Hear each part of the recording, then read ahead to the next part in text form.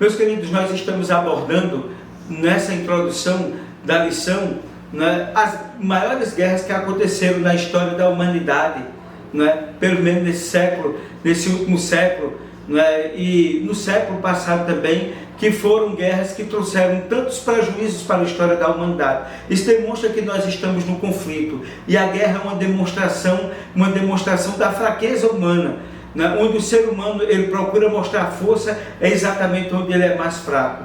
Nós vimos na outra semana sobre a guerra da secessão dos Estados Unidos. Hoje nós vamos ver a guerra soviética no Afeganistão. Foi uma guerra que foi de 1979 a 1989 aproximadamente. Foi uma guerra de 10 anos.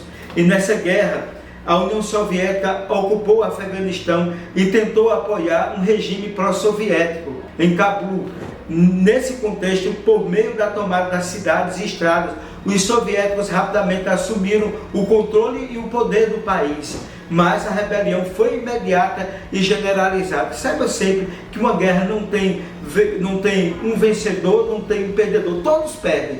Numa guerra, a derrota é de todos. E a União Soviética, ao pensar tomar o poder, não. Ela tomou o poder, mas houve uma grande rebelião. E que foi um período crítico, o mundo vivia o que nós chamamos da Guerra Fria, aquela guerra que havia, vocês sabem, a União Soviética, que era comandada pela Rússia, na época, era o URSS, União das Repúblicas Socialistas Soviéticas, mas ali no leste europeu, dominados todos ali pela Rússia, que era a capital da União Soviética. Então fazia uma guerra fria com os Estados Unidos, uma medida de força, de armas, de grande poderio. Então era estratégico tomar o Afeganistão, mas os Estados Unidos deu um apoio significativo ao Afeganistão, para a retomada do poder. Mas foi uma guerra terrível. Só para vocês terem uma ideia, morreram 1.250.000 pessoas morreram nessa guerra. Civis e tropas afegãs morreram ali, combatentes da Aliança Islâmica, e muitos soldados soviéticos também foram mortos.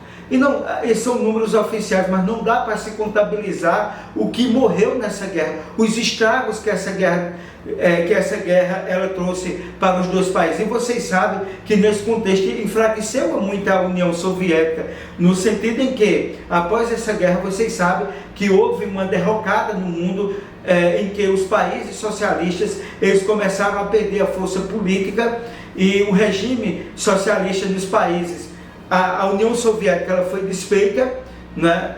Os países se tornaram independentes. Hoje ainda existe conflito, como vocês estão vendo, a Rússia contra a Ucrânia, né? É uma luta muito desigual, uma resistência da Ucrânia, uma força tentada impor pela União Soviética, mas, portanto, como eu disse, na guerra ninguém ganha, na guerra todos perdem. E aí se dissolveu a União Soviética, ali no final da década de 80, né? E a guerra ela é exatamente uma demonstração de quê? De que o ser humano que mostra a força através das armas, através de tudo, ele mostra o seu lado de fraqueza, que isso não é bom. Isso Satanás tem imposto na vida e no coração das pessoas, né? Nesse grande conflito, fazer com que as pessoas se destruam por nada, por absolutamente nada, né? E que nós tenhamos a condição de compreendermos que a guerra ela não contribui com absolutamente nada na história do mundo. E que você possa refletir. E nessa lição nós vamos estudar ali um pouco da Idade Média, como os cristãos foram perseguidos, para que assim nós possamos entender que Deus está no controle da história desse mundo. Vem comigo.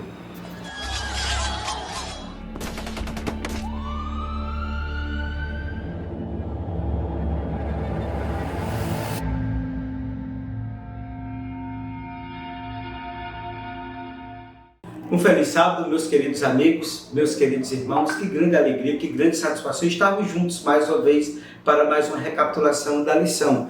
Estamos estudando esse trimestre sobre o grande conflito, né? O grande conflito ele teve início no céu, ele veio parar aqui na terra e nós estamos envolvidos nele. Nós estamos como espetáculos ao mundo, mas na certeza de que o Cordeiro de Deus, que tira o pecado do mundo, Jesus Cristo, está ao nosso lado para nos garantir a vitória. Confiemos nele. A lição número 4 tem como título Em Defesa da Verdade, né? E essa defesa da verdade, ela historiciza ali depois do primeiro século, né, onde efetivamente os discípulos de Jesus Cristo, os primeiros cristãos que ali estavam perseguidos, depois do martírio dos discípulos, veio a perseguição à igreja e ela se intensificou com muita força até a Idade Média. Vamos tentar historicizar um pouco dessa questão para que nós possamos entender que Deus está conduzindo a história, que Deus está ao nosso lado e que pese o grande conflito que estamos envolvidos. Eu convido a você a nós lermos no capítulo 3 do Evangelho de João, no versículo 14 e o versículo 15. Vem comigo na leitura que assim diz: E assim como Moisés levantou a serpente no deserto, assim também é necessário que o Filho do Homem seja levantado, para que todo aquele que nele crê não pereça, mas tenha a vida eterna. Então nós somos chamados por Deus para a salvação, né? Mas o nosso olhar, para onde nós devemos olhar, aonde devemos debruçar o nosso olhar. E assim, em defesa da verdade, muitos perderam a vida, mas ao perderem a vida não perderam a esperança, nem perderam a sua marca, nem perderam a sua identidade, nem perderam o seu status de cidadão do reino dos céus, porque o nome deles foi escrito no livro da vida do Cordeiro. E quando nós começamos a analisar todo esse contexto, é Policarpo, bispo de Esmirna, e ali o contexto dos primeiros cristãos e a igreja de Esmirna, né, que teve Policarpo como um grande referencial, com mais de 80 anos de idade. Ele foi morto, foi levado para a fogueira, mas ele foi pedido a ele que ele renunciasse à fé dele, que ele renunciasse ao Deus que ele seguia, que ele renunciasse o caminho que ele abraçara durante a vida dele. E ele disse: como eu posso deixar Deus que não me abandonou? E quando ele estava morrendo na fogueira, ele disse: Senhor, para mim essa fogueira é mais confortável do que uma cama de rosas. Olha que coisa maravilhosa, né? Aquele que crê, aquele que confia, ele sabe muito bem aonde o nome dele está, aonde será que ele vai viver a vida eterna dele. E nesse sentido, nesse contexto que nós podemos ver, foram aqueles que depois dos discípulos de Cristo, no primeiro século, e aqui é a representação da igreja de Esmirna, na pessoa de Policarpo, aqui a gente pode necessariamente ver o seguinte, que tanto Policarpo como os primeiros cristãos do primeiro século, eles decidiram definitivamente tomar uma posição de serem fiéis.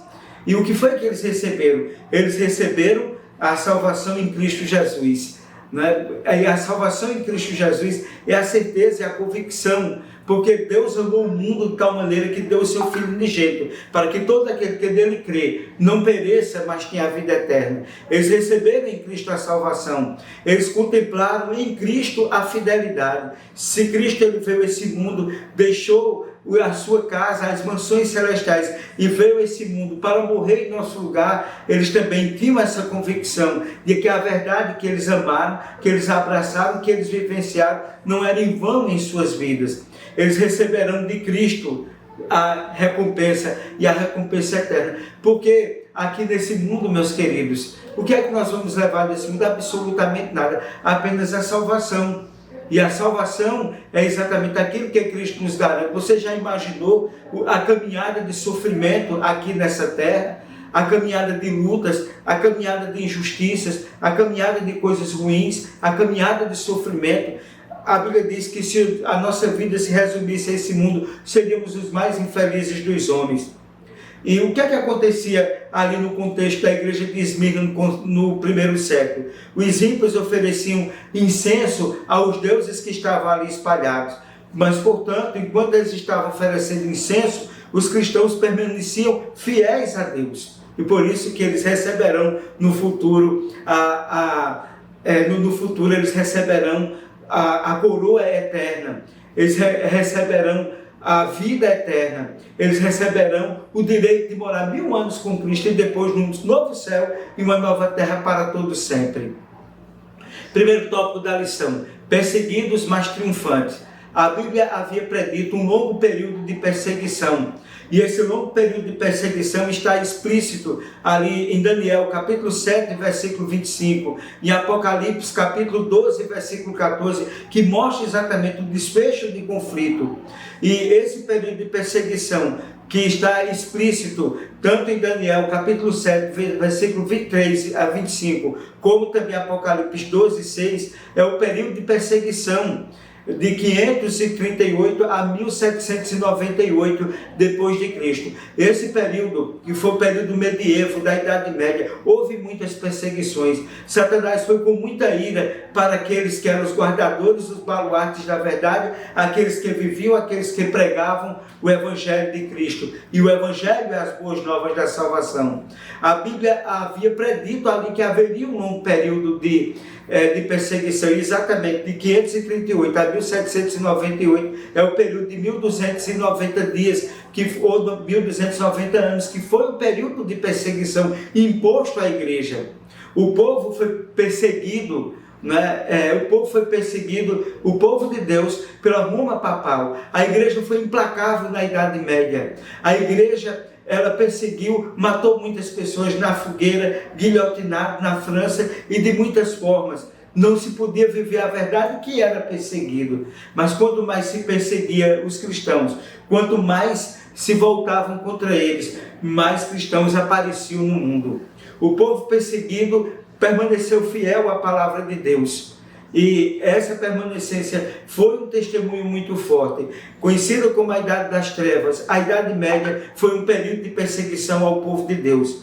Deus providenciou um lugar de refúgio para a igreja. Deus não deixou de cuidar da sua igreja. Muitos morreram por testemunho. Muitos morreram para guardar aqueles que estavam seguindo a verdade. E eles morreram e eles servem de testemunho para todos nós. Perseguida, a igreja perseguida, mas a igreja triunfante. E nós fomos chamados por Deus. Deus nos tirou das trevas para a sua maravilhosa luz. Se você se sente perseguido pelo evangelho que você abraçou, pelas boas novas que você vivencia, não se preocupe, meu querido amigo, minha querida amiga. Deus está ao teu lado, Deus está te protegendo. E o importante de tudo é que teu nome, o meu nome, está no livro da vida do Cordeiro. Segundo tópico da lição: a luz vence a escuridão. Alguns perigos que rondam a igreja são os seguintes: falsos profetas que enganarão a muitos. A Bíblia fala de muitos falsos profetas. São lobos com pele de ovelhas. São pessoas que vêm com ensinos equivocados. São pessoas que vêm contradizer a palavra de Deus. São pessoas que vêm para enganar, que não cuidarão do rebanho, que não terão pena do rebanho. Membros ímpios que transformam a graça em libertinagem. Meus queridos, a graça não é libertinagem. A graça de Deus, ela não impõe na gente para que a gente seja libertino. A graça não anula a lei. Anulamos, pois, a lei pela graça de modo nenhum, diz Paulo. Antes estabelecemos a lei. A lei, ela não salva, mas a lei, exatamente, ela existe para mostrar a condição do nosso pecado. Quem vai nos salvar e quem sempre nos salvou é a graça de Deus, porque a graça do nosso Senhor Jesus Cristo se há manifestado, trazendo salvação a todos os homens. E lá em Efésios diz que pela graça nós somos salvos mediante a fé. Isso não vem de nós, é dom de Deus. Para nós que somos criados em Cristo para as boas obras. E não é para as boas obras. A graça não implica libertinagem. No passado e no presente, Deus quer que cristãos sejam fiéis até a morte. E a Bíblia diz em Apocalipse, capítulo 2, versículo 10, ser fiel até a morte e dar-te-ei a coroa da vida. Então nós somos chamados, porque valerá a pena, né? Valerá a pena, e se nós formos chamados, se porventura o diabo ele vier nos perseguir, se o diabo ele vier nos destruir, ser fiel até a morte. O diabo, nosso adversário, anda em nosso derredor, bramando como leão, buscando a quem possa destruir. Amar a Deus ou servir ao diabo, eis a nossa escolha. Escolhe, pois, a vida para que vivas tu e a tua semente, é o que diz ali em Deuteronômio capítulo 30. O terceiro tópico da lição: coragem para permanecer em pé.